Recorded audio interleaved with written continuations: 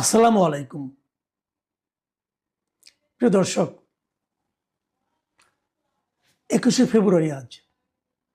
21শে ফেব্রুয়ারিতে আমাদের দেশে, সারা দেশেই ভাষা শহীদদের স্মরণে শহীদ মিনারে সকালে পুষ্পস্তবক অর্পণ করা হয় এবং 21-এর যে সে বিখ্যাত গান, যে আমার ভাইয়ের রক্তে রাঙানো, সেটা গাওয়া হয়। এটা একটা শ্রদ্ধা। আমাদের এই দেশের স্বাধিকারের যে আন্দোলন, সে আন্দোলনের শুরু কিন্তু হয়েছিল 52-র সেই ভাষা আন্দোলনের মাধ্যমে।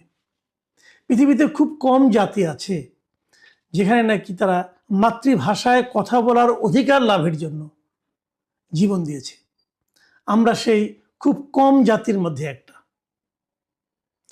আমাদের এরকম একটা গৌরবোজ্জ্বল ইতিহাস, সেটাকে আমরা স্মরণ করি কেন?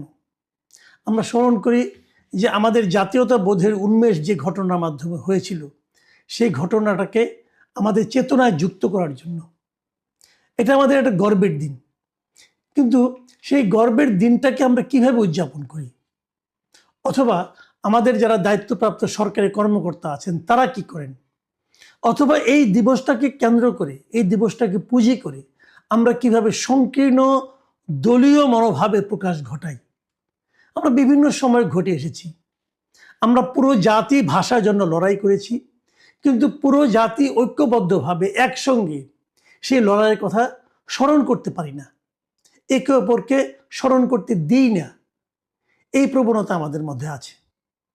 যেমন একটা কথা আপনারা জানবেন, সেই 52 সালের পর থেকে এই গত 74 বছরে জামাতে ইসলামের কোনো আমির, জামাতে ইসলামের কোনো শীর্ষ নেতা কখনো শহীদ মিনারে যায় নাই। কিন্তু এবার প্রথমবারের মতো গিয়েছেন। তো এই যাওয়াটাকে আমরা কি বলবো? যখন আমাদের একজন লোক গেলেন, যাওয়ার পর আমরা কি বলবো আপনারা এত বছর কেন এলেন না? এটা কি প্রশ্ন? নাকি এবার যে গেলেন এটাকে আমরা প্রশংসা করব যে আপনারা এসেছেন, আমরা খুশি হয়েছি? এই আশাটা যেন অব্যাহত থাকে। দুটো ভার্সন কিন্তু। এত বছর তারা কেন আসেননি, এটা যেমন একটা প্রশ্ন। এখন তারা এসেছেন, এটা কি একটা প্রাপ্তি নয়? দুভাবেই বিবেচনা করা যায়। এবার জামাতে ইসলামের আমির ডক্টর শফিকুর রহমান, উনি শহীদ মিনারে গিয়েছেন, পুষ্পস্তবক অর্পণ করেছেন। ওনার সঙ্গে ওনার দলে যারা সংসদ সদস্য ছিল তারা ছিলেন, ওনাদের জোটের যারা ছিলেন এনসিপির সংসদ সদস্য তারাও ছিলেন, সবাই মিলে ফুল দিয়েছেন। সেখানে প্রশ্ন করা হয়েছে যে আপনি এবার কেন আসলেন? ভালো, প্রশ্নটা হতেই পারে, এটা সাংবাদিকের একটা প্রশ্ন হতে পারে, কোনো সমস্যা নেই। জবাবে উনি যেটা বলেছেন সেটা হলো এরকম যে রাষ্ট্রীয় আচার হিসেবে এটা আমার দায়িত্ব, বিরোধী দলীয় নেতা হিসেবে সঙ্গীদের নিয়ে আমাকে আসতে হবে, তাই এসেছি। তো এই জবাবটা আমার কাছে মনে হয়েছে উনি দিয়েছেন, তো উনি যেভাবে হোক একটা জবাব দিয়েছেন। তারপরে প্রশ্ন করা হয়েছে জামাতকে এটাকে এখনো নাজায়েজ মনে করে কিনা, এবং তখন উনি একটু বিরক্ত হয়েছেন এবং বলেছেন আপনি এই প্রশ্ন কেন আজকে করছেন? এরকম একটা পবিত্র দিনে এমন প্রশ্ন না করাই ভালো। এটা বলে ওনার চেহারা যা দেখলাম আমি দৃশ্যতই, উনি বিরক্তি প্রকাশ করে চলে গেছেন। দেখেন, এই যে ঘটনাটা, এটা কিন্তু অনেকগুলো ব্যাখ্যা হতে পারে, বাট আমি যে ব্যাখ্যাটা নেব, আমি বরাবরই বলে এসেছি, এখনো বলি, আমি সবসময় চাই এই জাতি, আমাদের বাংলাদেশি যারা অধিবাসী আমরা আছি, আমরা যেন ঐক্যবদ্ধ থাকতে পারি। ঐক্যবদ্ধ না হলে এই জাতিকে আপনি অগ্রসর করতে পারবেন না। ঘরের মধ্যে ঘর বানাবেন না, ঘরের মধ্যে শত্রু বানাবেন না, ঘরের মধ্যে প্রতিদ্বন্দ্বী থাকবে, প্রতিপক্ষ থাকবে না, এটা মাথায় রাখতে হবে। তো এখানে যে জিনিসটা হচ্ছে, ওনাকে জব্দ করার একটা প্রবণতা দেখা যাচ্ছে। দরকার নেই তো। অনেকে বলছেন আমরা জামাতকে বিশ্বাস করি না, করবেন না, বিশ্বাস করতে বলে নাই তো কেউ, বলে নাই তো। আপনি আপনার নেতাকে বিশ্বাস করেন, কোনো সমস্যা নাই, কিন্তু ওনারা যে কাজটা এত বছর করেন নাই, ওটা যদি এখন ওনারা করতে শুরু করেন, সমস্যাটা কোথায়? বরং এটাকে এনকারেজ করেন, তাহলেই তো হয়ে যায়। যাই হোক, এটা আমার ব্যক্তিগত মত। এটাকে অনেকে দুঃখিত হতে পারেন, বিরক্ত হতে পারেন, হন, কোনো সমস্যা নাই। বাট আমি যেভাবে মনে করি, আমি সেই ব্যাখ্যাটা করলাম। আমি আজকে এই 21শে ফেব্রুয়ারি নিয়ে আমি কয়েকটা ঘটনার কথা উল্লেখ করব। যেমন ধরেন, এইটা হলো একটা ঘটনা। দ্বিতীয় যে ঘটনাটার কথা আমি বলবো, সেটা খুবই ভয়ঙ্কর ঘটনা। এটা হয়েছে ব্রাহ্মণবাড়িয়া 2, যে সরাইল, আশুগঞ্জ ও বিজয়নগর আংশিক এলাকা নিয়ে। এই যে সংসদীয় আসন আছে, এই সংসদীয় আসনের সংসদ সদস্য নির্বাচিত হয়েছেন ব্যারিস্টার রুমিন ফারহানা। উনি একসময় বিএনপির সঙ্গে ছিলেন, এবার তাকে বিএনপি নমিনেশন দেয়নি, উনি স্বতন্ত্রভাবে ইলেকশন করেছেন এবং বিশাল জয় পেয়েছেন। সেই রুমিন ফারহানা উনি গিয়েছিলেন সরাইল উপজেলার যে সদরে যে কেন্দ্রীয় শহীদ মিনার আছে সেখানে রাত 12:01 ফুল দিতে। নর্মালি এটাই হয় যে একটা এরকম একটা উপজেলায় ওই এলাকায় যিনি সংসদ সদস্য তিনি সবচেয়ে আগে ফুল দিবেন। ঢাকায় যেমন কেন্দ্রীয় শহীদ মিনারে যেমন রাষ্ট্রপতি এবং প্রধানমন্ত্রী ওনারা আগে সবার আগে ফুল দেন, ওখানেও কিন্তু সংসদ সদস্য সবচেয়ে আগে দেওয়ার কথা। উনি গিয়েছিলেন, উনি একটু আগেই গিয়েছিলেন, কিন্তু যখন উনি ফুল দিতে যাবেন তখন ওনাকে দিতে দেওয়া হয়নি। ওখানে হট্টগোল পাকানো হয়েছে। কারা করেছেন?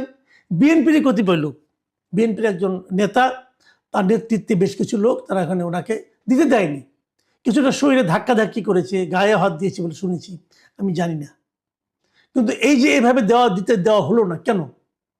উনি এখানকার সংসদ সদস্য, আপনার পছন্দ হোক বা না হোক, উনি তো সংসদ সদস্য, তাই না? ওনার গায়ে আপনি হাত দিলেন কেন? অথবা ওনাকে আপনি দিতে দিলেন না কেন? অথবা ওনার তৈরি করে নিয়ে আসা পুষ্পস্তকে আপনি ছিঁড়ে ফেললেন কেন? বিএনপি ছেলেরাই করেছে। এটাকে বিএনপি কিভাবে ডিফেন্ড করবে? দেখুন, একটা কথা বলি, রুমিন ফারহানাকে কিন্তু কেবল সংসদ সদস্য ভাবলেই চলবে না।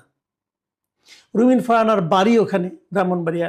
ওনার পিতা হলো এমন একজন ব্যক্তি যিনি নাকি ভাষা আন্দোলনের সঙ্গে সরাসরি জড়িত। যে দু একজনের নাম আপনি উচ্চারণ করতে পারবেন, তার মধ্যে রুমিন ফারহানার পিতা একজন।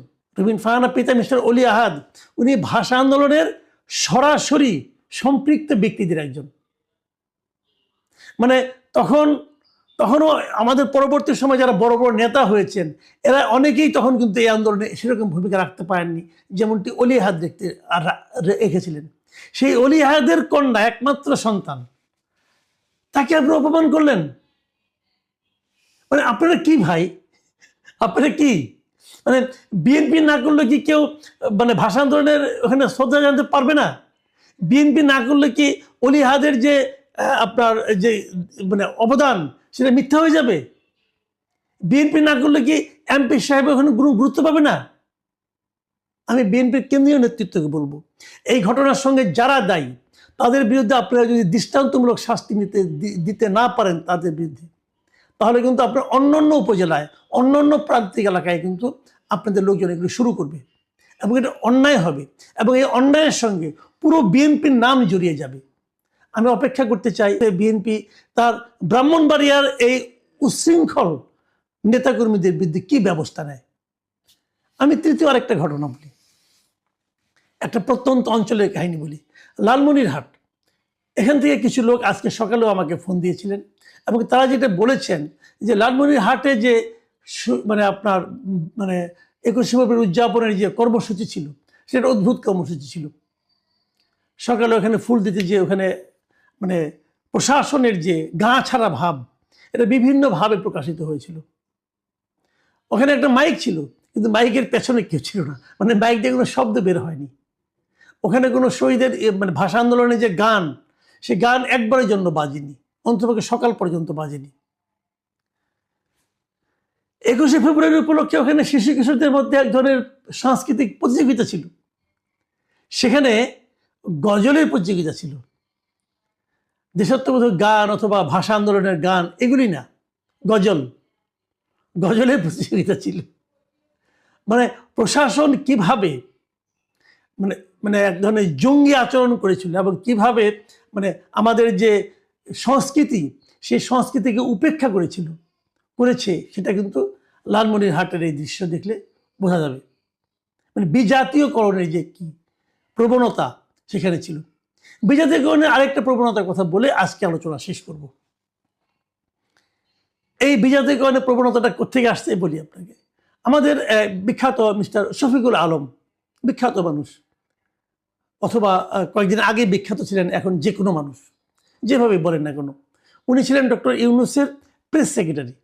উনি ওনার ভেরিফাইড ফেসবুক পেজে আজ একটা পোস্ট দিয়েছেন। সেই পোস্টটা আবার আমাদের এটা বাংলা ভাষা নিয়ে ওনার পোস্ট, কিন্তু বাংলা ভাষার এই পোস্ট উনি আবার ইংরেজিতে লিখেছেন। বাঙালির ছেলে ইংরেজি ভালো বলেন, বাংলা বলতে বাংলা লিখতে একটু লজ্জা পান বোধ হয়, যে কারণে 21শে ফেব্রুয়ারিতে উনি ইংরেজিতে একটা পোস্ট দিয়েছেন। সেই পোস্টটা কি, সেই পোস্টটা আবার বাংলা ভাষা নিয়ে। আচ্ছা, উনি লিখেছেন insaf is a beautiful Bangla word, মানে ইনসাফ একটা চমৎকার বাংলা শব্দ। ইনসাফ কোথায় পাইছে আল্লাহ জানে, ইনসাফ কি হয়ে বাংলা শব্দ হয় এটা উনি ছাড়া কেউ জানে না। সো ইজ ইনকিলাব, ইনকিলাবও নাকি বাংলা শব্দ। সো আর ফয়সালা, আজাদি, জিন্দাবাদ অ্যান্ড আওয়ামী অ্যান্ড লীগ, মানে এই যে ফয়সালা, আজাদি, জিন্দাবাদ, আওয়ামী এবং লীগ, এই সবগুলি বাংলা শব্দ। So is C dot dot লিংপং, মানে চ লিংপং, মানে চ দিয়া ডট ডট, মানে বুঝতে পারছেন, বাকিটুকু আপনি মিলিয়ে নেন। এই এই চু লিংপং এটাও নাকি একটা চমৎকার বাংলা শব্দ। এর উদ্ভাবককে মিস্টার শফিকুল আলম। আমার কেন যেন মনে হয় এই ভদ্রলোকের মানে ক্ষমতা হারানোর পর